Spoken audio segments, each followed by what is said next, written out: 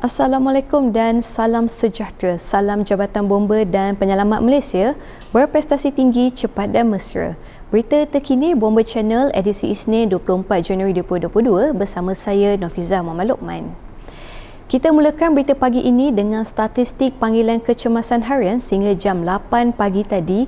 Pusat Pengurusan Operasi Jabatan Bomba dan Penyelamat Malaysia merekodkan sebanyak 351 panggilan kecemasan melibatkan 148 panggilan kebakaran, 61 panggilan penyelamatan dan 142 panggilan khidmat khas.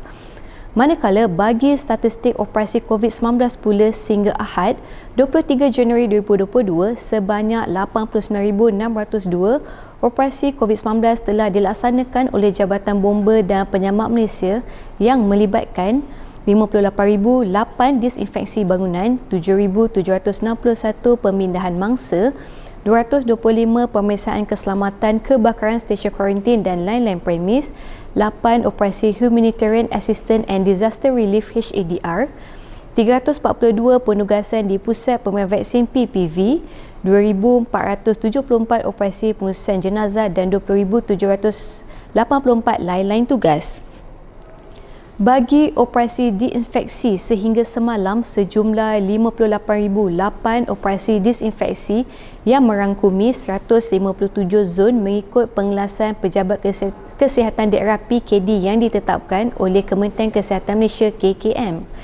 Pada 23 Januari 2022 Ahad, sebanyak 38 operasi diinfeksi meliputi 28 zon yang telah dilaksanakan yang melibatkan 13 buah negeri iaitu Selangor 4 operasi, Negeri Sembilan 1 operasi, Johor 1 operasi, Sarawak 5 operasi, Pahang 1 operasi, Sabah 3 operasi, Perak 1 operasi, Melaka 4 operasi, Kelantan 1 operasi, Pulau Pinang 6 operasi, Terengganu 1 operasi, Kedah 3 operasi, Perlis 2 operasi serta 3 buah wilayah persekutuan iaitu Kuala Lumpur 1 operasi, Labuan 1 operasi dan Putrajaya 3 operasi.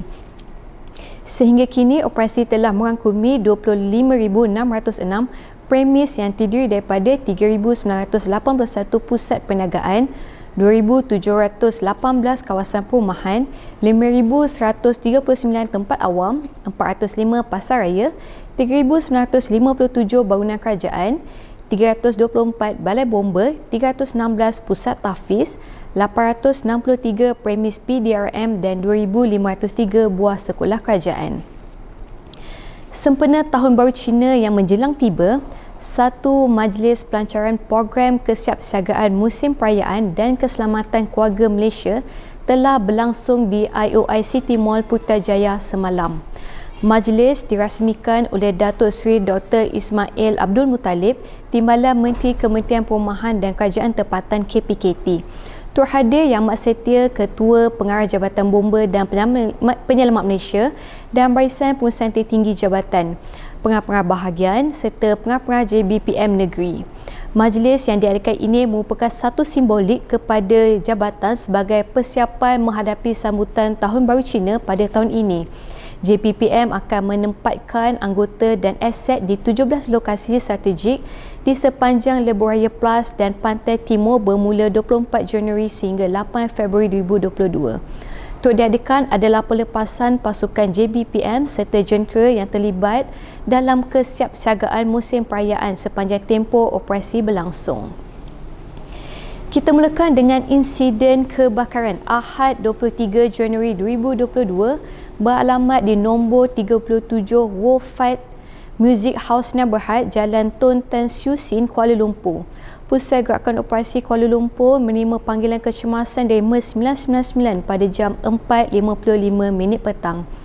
Keluaran pasukan operasi jentera dari BBP Hang Tuah dan BBP Pudu, BBP Titi Wangsa dan BBP Keramat dengan jumlah kekuatan anggota seramai 45 pegawai hadir di lokasi. Menurut Komando Operasi Kanan Timbalan Penguasa Bomba 2 Amdan bin Mahad, setibanya pasukan bomba di lokasi kejadian didapati kebakaran melibatkan sebuah rumah kedai. Kebakaran bermula di tingkat 1 bangunan yang dijadikan sebagai tempat penyimpanan barangan alat muzik. Hasil dari kepantasan anggota bomba telah menyelamatkan unit kedai kiri dan kanan bangunan yang terbakar. Anggota bomba melakukan operasi pemadaman menggunakan teknik attacking serta defensif dari hadapan dan belakang bangunan.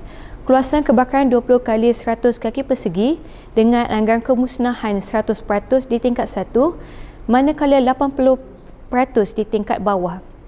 Dan tiada mangsa yang terlibat. Punca kebakaran masih dalam siasatan. Dalam kejadian berasingan di Johor, sebuah rumah terbakar beralamat di nombor 364 Jalan Kupang, Kampung Skudai Kiri, Johor Bahru. 4 jentera FRT, 1 jentera RIM, 2 jentera EMRS dan 1 jentera water tanker DBPP Larkin, BPP Skudai dan BBP Tebrau dengan kekuatan keseluruhan anggota seramai 39 orang telah ke lokasi kejadian. Komando operasi diketuai oleh Timbalan Penguasa Bomba 1 Suhaimi bin Jamal. Menurut Komandan Operasi, setibanya pasukan keluaran operasi PKO di tempat kejadian, kebakaran melibatkan 4 buah rumah setinggan. Keluasan keseluruhan kebakaran dianggarkan 100 kali 100 kaki persegi. Kebakaran telah memusnahkan 90% daripada keseluruhan setiap rumah. Kebakaran juga telah memusnahkan 4 buah motosikal jenis Yamaha, Honda Wave dan Honda DX. Tiada mangsa dilaporkan terlibat. Di Kemaman, sebuah gudang yang menempatkan kayu pelet dan uniform lama di kilang CJ Bio Malaysia Sdn Bhd dikertih hangus dalam kebakaran lewat malam semalam. Ketua Zon 2 Terengganu, Penguasa Kana Bomba 2 Azman Alias berkata, sepasukan 22 anggota dan pegawai dikerahkan ke lokasi selepas menerima panggilan kecemasan kira-kira pukul 8 malam. Menurutnya, antara barangan lain yang hangus ialah dokumen di samping sebuah lori jenis Daihatsu Grand Max. Tiada bahan kimia yang dikesan dalam gudang itu dan ketakasan bomba berjaya mengawal kebakaran daripada marak. Bagaimanapun, tiada kemalangan jiwa dilaporkan dalam kejadian itu. Kebakaran berjaya dipadamkan sepenuhnya kira-kira pukul 11 malam dan punca kebakaran serta kerugian masih dalam siasatan. Di Pahang, beralamat di Jalan Gambang Muazzam Shah, sebuah lori trailer terbakar di bahagian kepala lori dengan anggaran kebakaran 80%. Jentera dan EMRS bersama pasukan keluaran operasi dari Balai Bomba dan Penyelamat Taman Tas dengan kekuatan seramai 10 anggota hadir di lokasi. Menurut pegawai operasi, pegawai bomba kanan 2 KUP Muhammad Hanafiah bin Harun, kebakaran lori tidak melibatkan mangsa. Pasukan bomba membuat operasi pemadaman dengan menggunakan 2 aliran hos salur bantu mula air dari tangki pam jentera bomba. Kita balik ke khidmat khas beralamat di kilometer 132.6 LPT Kampung Sanggang Seberang Pahang. Setibanya pasukan bomba di lokasi, Komando Operasi lapor terdapat kemalangan jalan raya melibatkan sebuah bas telah melanggar belakang lori. Kemalangan telah mengakibatkan 18 penumpang bas cedera. Mangsa terdiri daripada 10 lelaki dewasa dan 8 wanita dewasa. Manakala pemandu lori selamat, tiada mangsa yang dilaporkan tersepit. Pasukan bomba membuat operasi mengeluarkan mangsa yang berada di dalam bas dan kesemua mangsa diberi rawatan awal oleh pihak KKM dan anggota EMRS yang berada di lokasi. Seterusnya, mangsa dihantar ke hospital dengan menggunakan 1 unit jentera EMRS, 1 unit ambulans KKM dan 3 unit ambulans APM untuk rawatan selanjutnya.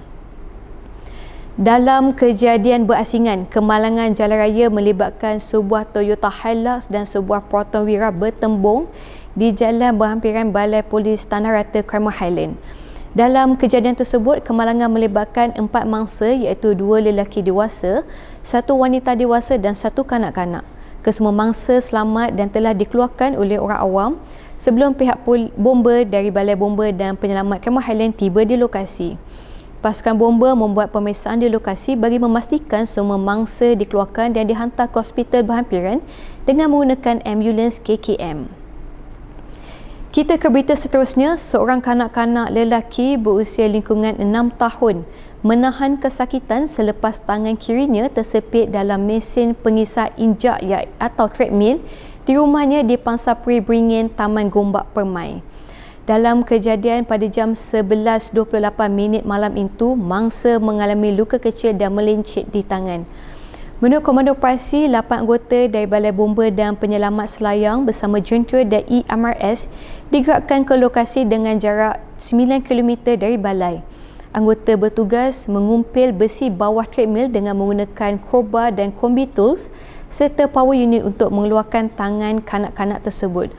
Anggota bomba turut menasihatkan keluarganya supaya membawa mangsa ke hospital untuk pemeriksaan dan rawatan lanjut.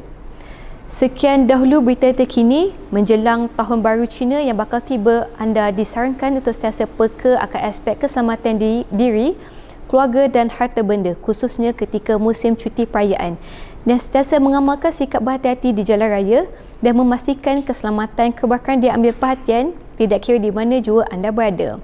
Seperti biasa, teruskan perangi COVID-19, jaga jarak, jaga kebersihan, kita jaga kita, lindung diri, lindung semua. Teruskan kesetiaan anda bersama Bomba Channel, info keselamatan anda. Assalamualaikum dan salam hormat.